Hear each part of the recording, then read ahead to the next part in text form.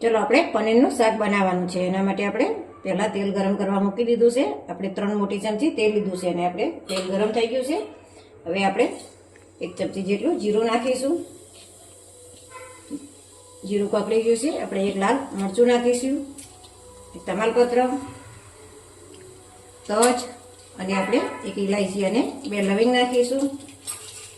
હવે આપણે લસણ આપણે સીણી લીધું છે. કટિંગ કરીને લેવું હોય તો પણ નાનું કટિંગ કરીને પણ લઈ શકાય છે. 3 થી 4 કળી આપણે લસણ લીધું છે. થોડુંક આપણે સાતરી દઈશું.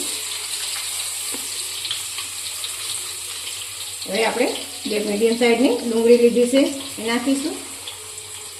એકદમ ઝીણી સમારવાની છે આ ડુંગળી. થોડીક વાર સાતરીશું અને હવે આપણે ગેસ ફાસ્ટ કરી દઈશું. આપણે ફાસ્ટ ગેસ ઉપર ડુંગળી સાતરવાની છે.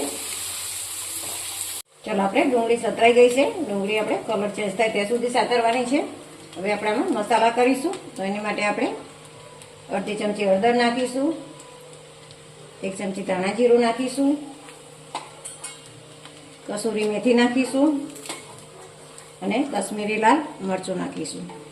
જ્યારે આપણે આ મસાલા નાખીએ ત્યારે આપણે ગેસ એકદમ ધીમો કરી દેવાનો છે. અને આપણે પનીરના સબ્જીનો 1 ચમચી મસાલો નાખીશું. હવે આપણે આ મસાલા બળે નહીં એ માટે આપણે થોડુંક પાણી નાખીશું. પાણી આપણે ગરમ કરેલું છે. અડધા કપ જેટલું આપણે પાણી નાખ્યું છે. થોડીક વાર આને સાતરવા દઈશું. મસાલો સતરાઈ ગયો છે અને જો તેલ છૂટું પડવા માંડ્યું છે. હવે આપણે મસાલાની અંદર જ થોડી કોથમીર નાખીશું. તમે જ્યારે સૂકા મસાલા નાખો એ વખતે કોથમીર નાખવી હોય તો પણ નાખી શકાય. હવે આપણે આ ટમેટો પ્યુરી બનાવી છે. આપણે 2 મીડિયમ સાઈઝના ટમેટા લીધા હતા. આપણે આ શાક 3 વ્યક્તિ માટે બનાવવાનું છે. હવે આપણે આને થોડીક વાર કૂક થવા દઈશું.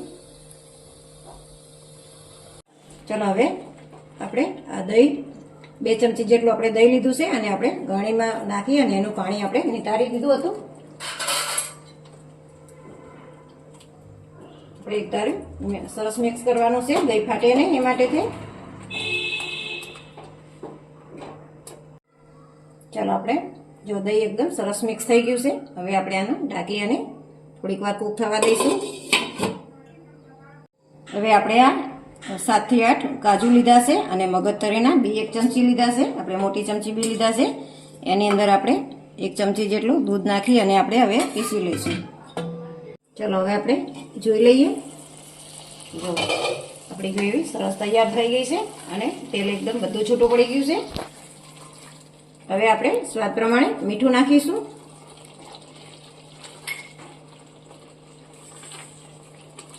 આપણે દહીં નાખ્યા પછી મીઠું નાખવાનું, કારણ કે દહીં ફાટે નહીં. જો દહીં થોડું કે ફાટ્યું નથી, બહુ સરસ આપણી ગ્રેવી થઈ ગઈ છે.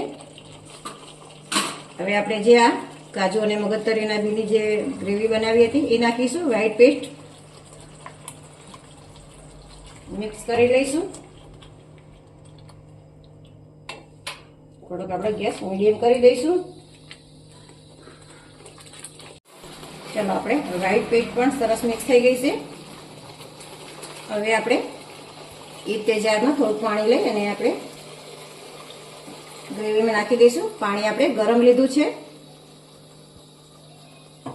પાણી તમારા જેવી ગ્રેવી ઠીક જોતી હોય એ પ્રમાણે જ લેવાનું. જે થોડુંક જરૂર છે પાણીની હું નાખીશ.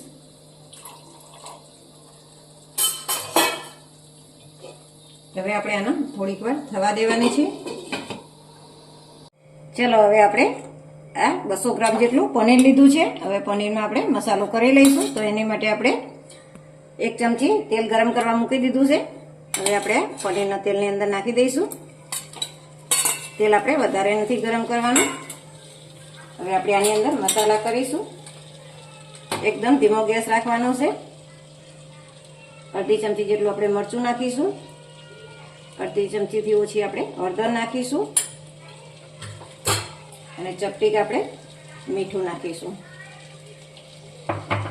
હવે આપણે આને મિક્સ કરી લઈશું પનીરને. ચાલો આપણે પનીર ઉપર મસાલો સરસ ચડી ગયો છે બધો. હવે આપણે ગેસ બંધ કરી લઈશું. હવે આપણે જોઈ લઈએ જો આપણે ગ્રેવી બહુ સરસ થઈ ગઈ છે, એક બધું છૂટું પડી ગયું છે, એના ઉપર આવી ગયું છે. હવે આપણે આની અંદર 1 ચમચી જેટલી ખાંડ નાખીશું. આપણે દહીં અને ટમેટા બંને લીધું છે એટલે એનો બેલેન્સ કરવા માટે થઈને આપણે ખાંડ નાખીશું. હવે આપણે એક કટકા જેટલું આપણે પનીર છીણીને લીધું છે. આનાથી શાક બહુ સરસ થાય છે, એકદમ કણીવાળું અને મસ્ત શાક થાય છે. મિક્સ કરી લઈશું આપણે.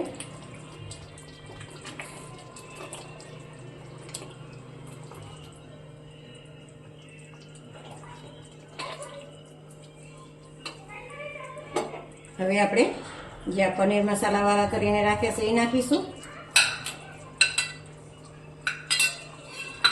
મિક્સ કરી લઈશું.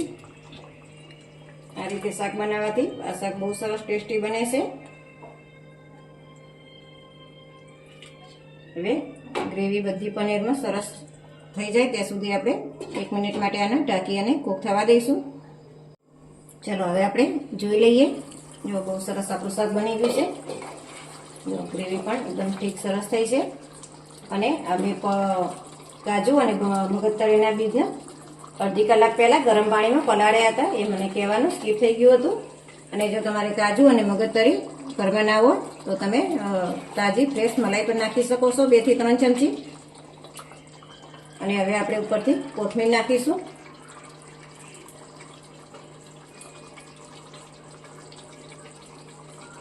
ચલો આપણું પનીરનું શાક તૈયાર છે. તો તમને આ રેસીપી વિડીયો ગમ્યો હોય તો લાઈક કરો, શેર કરો અને સબસ્ક્રાઈબ કરવાનું ભૂલતા નહીં.